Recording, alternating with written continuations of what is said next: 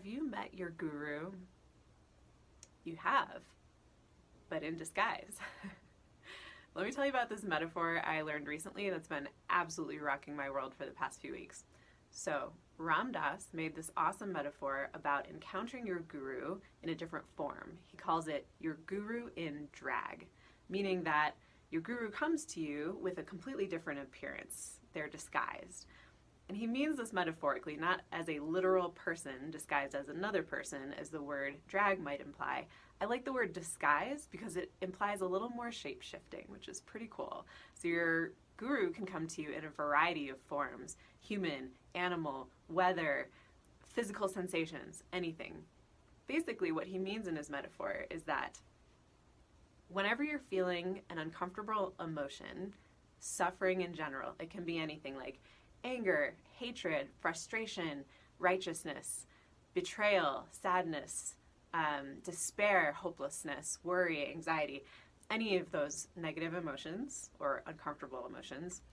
Whenever you're feeling one of those, think about the thing that triggered that emotion, whatever external event that just happened that caused those feelings in you, and look at that person or event or object or whatever it may be, state of being, as your guru in disguise. Now, what's a guru for anyways, right? But to help you reach your higher self, a guide, if you will. Not someone who will do it for you, not someone who will spoon feed you the lessons on how to do it. They may share information, they may lead you to lessons, but your guru is just a guide, basically showing you the door. Like, hey, do you see this? There's a door here. You can walk through it and get to your higher self, but you yourself gotta go walk through it, right? So whenever you're feeling an emotion that's uncomfortable, it's very easy to be caught up in feeling it, right? When I was talking about emotions are the weather and you are the sky, that's a moment where you see the two things as integrated. It's really difficult to parse them apart. And we tend to react when we're feeling an uncomfortable emotion, suffering of any kind, from our messy, flawed human selves, our earthbound perspectives, which are very often driven by our ego. It's okay to have your ego. It's okay for it to speak up. It's there to try to protect you. But it's going to prevent you from reaching your higher self, from reacting from the position of your higher self, your better self. What does that look like? It looks like reacting with awareness of the temporary nature of the situation, of the conscientiousness and compassion for others in that moment, or the fact that maybe it's not that important after all, or just separating your emotions from your experience of them, having that self-awareness in the moment.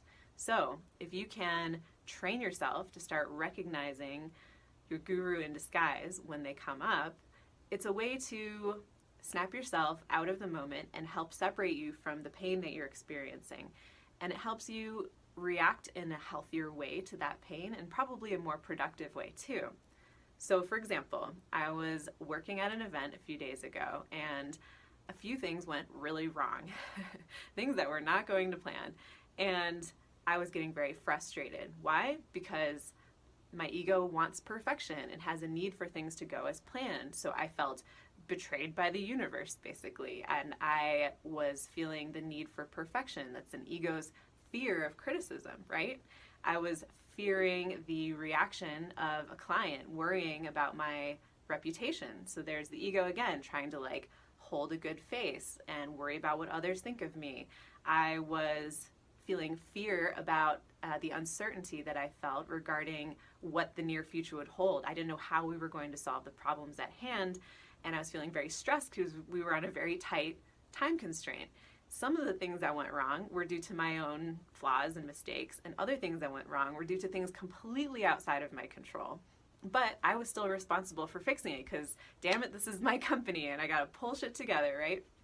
And I've done this a million times in a million other ways. But as I was feeling myself feeling the fear, frustration, anger, worry, the need for approval, things like that were coming up, and I recognized, whoa, wait a second, this is my guru in disguise. And honestly, it made me laugh, and it completely shifted my perspective. And I love the fact that calling it a guru in disguise helps personify the situation a little bit more, right? Because you can get mad at your guru. You can get frustrated, you can laugh at your guru. You can be relaxed by your guru's presence, like, okay, thanks for showing up. Bad timing, but actually that means it's probably the perfect time to work through this, to exercise that muscle of self-awareness and embetterment in the moment when it's most difficult. It's easy when things are chill, right? When nothing's going wrong, yeah, then we can be our higher selves. Like, it's no problem. But saying like, oh, there's a lesson here. Every challenge contains, some kind of life lesson. That's great and everything, but that feels a little too academic for me to relate to. When I recognize my guru show up in the form of a person who betrayed me or hurt my feelings, or a dog who just ran up spontaneously and bit me, or the weather that just drenches my fabulously done hair, things like that. When you're feeling emotions come up that are uncomfortable, that recognition helps diffuse the discomfort, helps you find meaning in your suffering. And that is the key out of your suffering and into a better state. And it will just help you manage the situation so much more. So recognize the needs that are being triggered by your frustrated feelings or upset, for example. If somebody has betrayed you, maybe that's a sign like, I need to tend to my needs to not have toxic people in my life. Or if injustice has happened to you, that's a need that's teaching me, the guru is telling me, maybe you need to go stand up for your rights or advocate for justice. If you feel like somebody owed you something and didn't deliver, then maybe there's a little bit of entitlement there. That's your ego speaking. Your guru is being like, hey, right there, that's the thing. So give that a try, because it is completely shifting my world right now. Your guru comes to you when you need them most, when you need to rise and grow the most with a lesson in disguise. And it's there for you to find it and learn something from it and exercise a muscle in that moment to do better, to be better, to see a completely different perspective, to be the observer as well as the experiencer in your life. So I look forward to you meeting your guru more directly and more often. For more self-awareness tips such as this and emotional intelligence, check out my podcast, Head Over Feels.